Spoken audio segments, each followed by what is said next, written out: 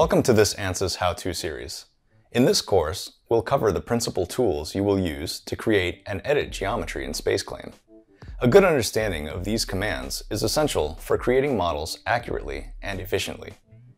Engineering designs can range in complexity from something like an I-beam with no moving parts to a robotic hand with articulated joints. An engineer may be tasked with creating some or all of the model. Basic geometry operations are fine for simple parts, but sophisticated designs require a more in-depth knowledge of the additional functions within each of the tools.